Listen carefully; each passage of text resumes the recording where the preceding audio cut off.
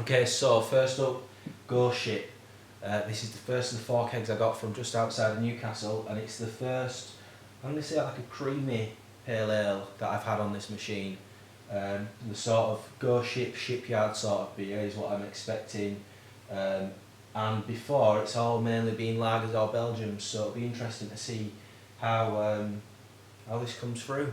I'm going to pop that in there, and then we'll skip to the next bit. Okay, it's in. It's dropped to 7 degrees. It's only been in 2 or 3 minutes, so it will gradually come down, but it's been in the fridge for 24 to 48 hours at 3 degrees. So I know the keg's cold enough, it just needs to pull through the machine, so it should be somewhere between that 3 and 7 degrees. I'm happy with that. I'm too impatient to wait. It's Saturday night, so let's pull this through. The line itself did have a bit of a kink in it. I struggled to get it into the keg, so I'm not sure if this is going to be fizzy and overcarbonated or not.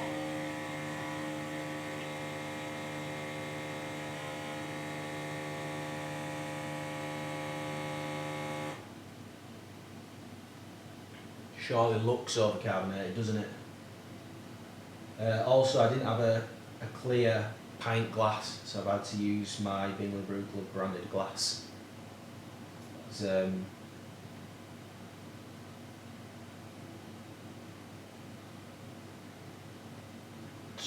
we'll snip this up until we've got a full pint. We'll keep going. It'll only be 2 or 3 minutes, and for you guys, video magic, 5 seconds. Okay, as if by magic, we've kind of got a full pint here. We've got a 2 and a bit finger white head, an amber ale. It says pale ale, citrus ale.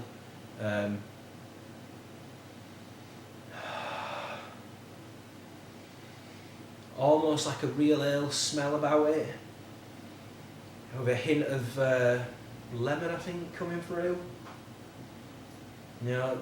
Like almost a zesty, I'd say zesty, citrusy, real ale sort of smells coming through. I'm sat on a bit of a weird angle because the table's been moved this way, so my knees are a bit crushed.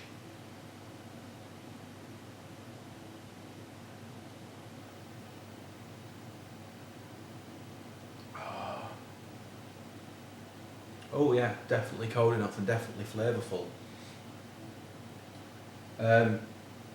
Exactly as you'd expect it. Exactly as you'd buy from the pub.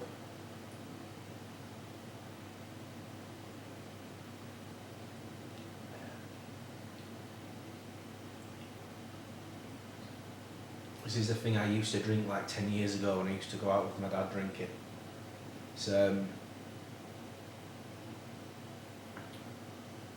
It's definitely got more real ale roots about it rather than craft beer and the other stuff you've got. So the IPA that's down there from Camden, it's completely different to that.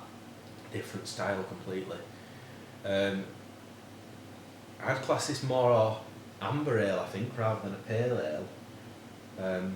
Pale ales and IPAs seem to all have the tropical fruits, and this is completely different. It's got a zest about it, but there's a lot of malt in there.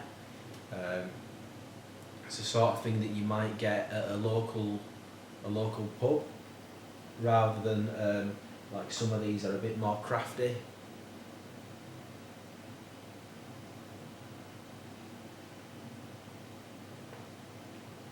It's nicely carbonated. There's not many explosions of bubbles going on in my mouth. It's very smooth to drink. It's really easy drinking. Yeah, and it's probably, I'd say this is probably more for, your over 30s rather than your hip 20-year-old, however,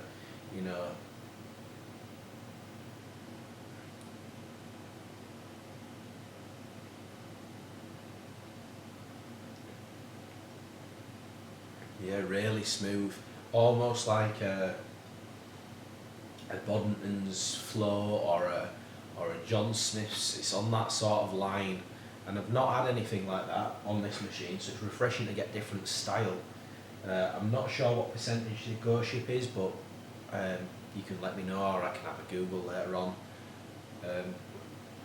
But incredibly easy to drink, clear to look through. There's not much carbonation going on there at all, which is probably why it's so smooth. Little bit of head retention still left, which is nice. You know, we're halfway through it. Generally, if you like them sort of ales, give it a go. And if you've had it, let me know if you think that what I've said is spot on, or if you get different notes from it. It is almost like a smooth flow, Tetley's Bunton sort of style beer, but on perfect draft, which, you know, happy days. It's nice to mix things up.